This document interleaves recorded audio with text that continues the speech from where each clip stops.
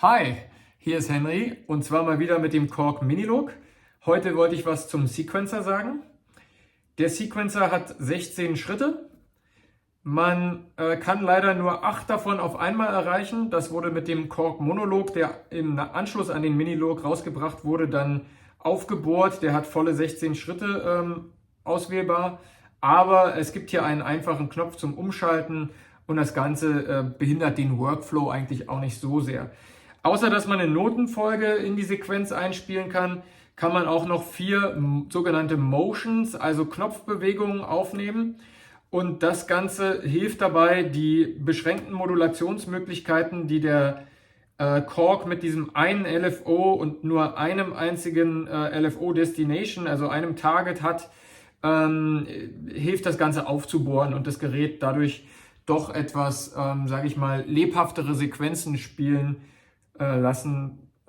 können zu lassen. Ich glaube, das war richtig. So, wie erreicht man den Sequencer? Hier rechts im Feld gibt es 4 Knöpfe. Ich lese die mal vor, weil es jetzt durch die Kameraperspektive schwer zu lesen ist. Einmal, dass man zwischen den Feldern 1 bis 8 und 9 bis 16 umstellt. Die Play-Taste, die Record-Taste und eine Pause-Taste hier als Rest ausgewiesen.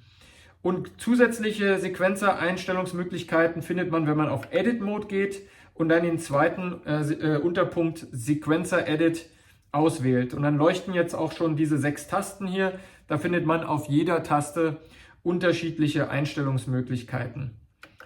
Aber grundsätzlich jetzt mal einfach auf Teufel komm raus aufnehmen, sollte man nicht tun, denn es gibt ein paar Überlegungen, die man sich vorher anstellen sollte, denn die kann man nachträglich schlecht einstellen. Und das betrifft hier von diesem Sequencer Edit den zweiten Unterpunkt. Man kann ja einmal die Schrittlänge einstellen, aber darauf will ich nicht hinaus, sondern ich will darauf hinaus, dass der Swing am besten vorher einzustellen ist, bevor man die Sequenz aufnimmt. Genauso wie die gewünschte Gate Time. Also meine Erfahrung mit dem Gerät ist, dass im Nachhinein das Verändern oder Runterdrehen der Gate Time keinen Effekt hat. Also man sollte schon vor der Aufnahme überlegen, wie lang die gewünschte Gate Time ist. Gate Time, mal zum Mitschreiben, ist praktisch, also eine Sechzehntel ist immer noch eine Sechzehntel, aber ich kann die Sechzehntel ganz staccato klingen lassen, also ganz kurz, wenn ich die Gate Time kurz einstelle. Also dann wird auf diesem Sechzehntelschritt trotzdem nur ein ganz kurzes Bip erklingen und kein Beep, was vielleicht die volle Sechzehntel wäre. Wenn ihr es einmal ausprobiert habt, versteht ihr schon, was ich meine. Ich lasse das aber jetzt bei 100%, weil das in meinen Ohren okay klingt. Das Tempo kann man nachhinein, also hier auf dem ersten Unterpunkt kann man die BPM-Zahl einstellen. Ich lasse das jetzt mal bei 120. Das ist für mein Beispiel hier völlig egal. Ich habe einen Bass-Patch ausgewählt und ich nehme jetzt einfach mal eine Basssequenz auf und ich werde versuchen, an 2 Stellen eine Pause hinzuzufügen. Und jetzt drücke ich Rest für die Pause.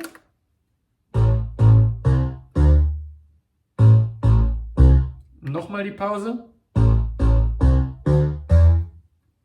So, jetzt haben wir hier folgende Sequenz.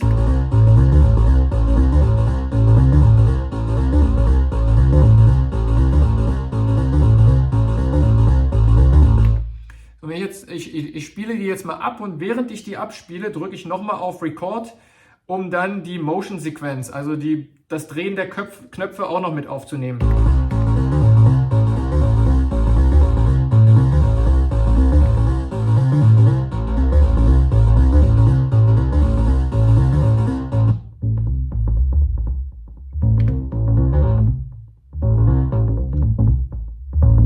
Das war vielleicht zu viel des Guten.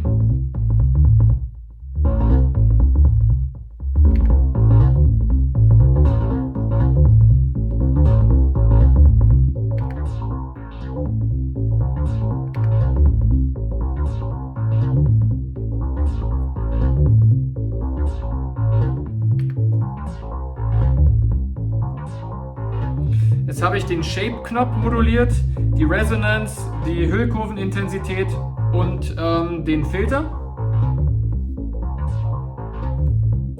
Das heißt, wenn ich jetzt den Filter bewegen würde, während die Sequenz abspielt, würde der immer wieder zu der recordeten Filter oder zu dem Cutoff zurückgehen.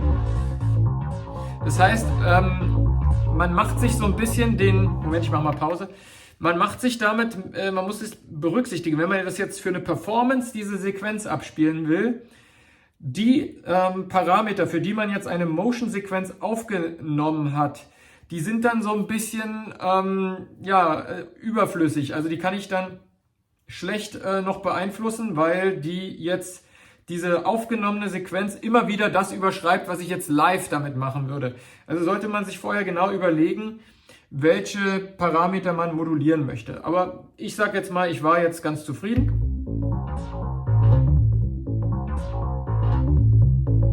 Ich finde, das klingt musikalisch. Für den Fall, dass ihr beim Aufnehmen irgendwie der Meinung seid, ja, der Cutoff klingt super, die Hüllkurvenintensität klingt super, aber ich habe das mit der Resonanz verhunzt, dann kein Problem. Ihr könnt auf Edit Mode und dieses Sequencer Edit gehen und die hinteren 3 Funktionen haben alle was mit dem Motion Sequence zu tun. Auf der ersten könntet ihr jetzt auswählen, da seht ihr jetzt aufgelistet Cutoff, Filter, EG-Intensität, Resonanz und VCO2 Shape. Und da könnte ich jetzt jede einzelne mit einem weiteren Klick hier auswählen, dann einmal nach rechts drehen, dann fragt er mich Clear, löschen. Und dann kann ich das mit Write bestätigen, dann würde er die aufgezeichnete löschen. Aber man muss ja nicht gleich den harten Weg gehen und das löschen. Man könnte ja die auch einfach ausstellen und das geht dann mit dem 5. Unterpunkt. Da könnte ich jetzt jede dieser 4 Motion Sequencer Stufen oder beziehungsweise Spuren einzeln ein- und ausschalten. Könnte ich sagen, ich möchte alles bis auf die letzt aufgenommene Shape-Modulation beibehalten oder alles bis auf den Cutoff.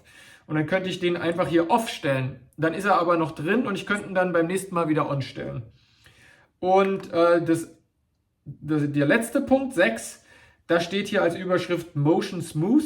Da findet eine automatische Glättung der Bewegungen statt, die man hier gemacht hat. Das ist insbesondere sinnvoll zwischen dem 16. und dem 1. Schritt, weil es sein kann, dass du mit einem hohen Cutoff aufgehört hast, aber bei deiner ersten Note ein tiefer war und das würde der Minilog dann so ein bisschen ausgleichen. Wenn du das aber nicht möchtest, kannst du hier für einzelne Spuren auch diese Glättung ausstellen.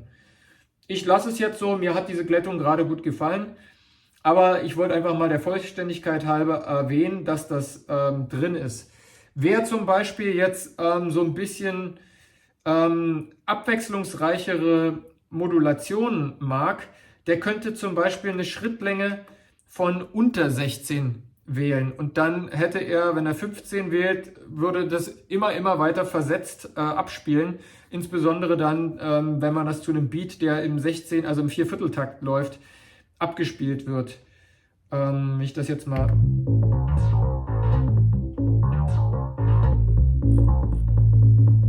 Jetzt im Extremfall bin ich jetzt auf einen Schritt runtergegangen.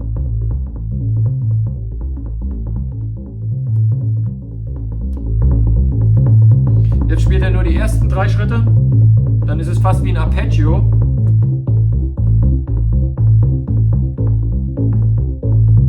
Und man merkt dann so bei ungeraden Zahlen wie 5 oder 7, da kommt ein eigener Rhythmus zustande, insbesondere weil ich das vorher ja mit dem Swing aufgenommen habe. Und dieser swingige Rhythmus würde jetzt über mehrere Takte versetzt sein, bis er dann irgendwann mal wieder auf die 1 kommt. Das könnte man jetzt ausrechnen, nach wie vielen Takten das der Fall ist, aber es ist nachmittags, mein Gehirn ist schon ein bisschen durchgebraten, von daher... Auch bei der 9 klingt es sehr interessant. Und insofern, man kann durchaus sehr viel Freude haben an diesem Sequencer, insbesondere wenn man halt versucht, mit einem DAW-freien Setup aufzunehmen. Und wenn irgendwelche Fragen noch zu dem Sequencer sind, dann bitte schreibt mir das in der Kommentarfunktion. Aber ich denke, die wesentlichen Funktionsweisen hier dieses Sequencers konnte ich hiermit erklären. Ihr könnt euch auch gerne mal das Video vom Monolog-Sequencer anschauen. Da habe ich auch im Prinzip ähnlich das erklärt. Das ist letzten Endes, bis auf den Umstand, dass das hier nur 8 Tasten sind und am anderen hat man 16 Tasten, ist es das gleiche Prinzip. Ja? Also ich wünsche euch weiterhin viel Spaß mit eurem Minilog. Macht schön Musik und mal schauen, was ich als nächstes für ein Gerät auswähle. Ich habe ja noch einige hier rumstehen. Bis die Tage!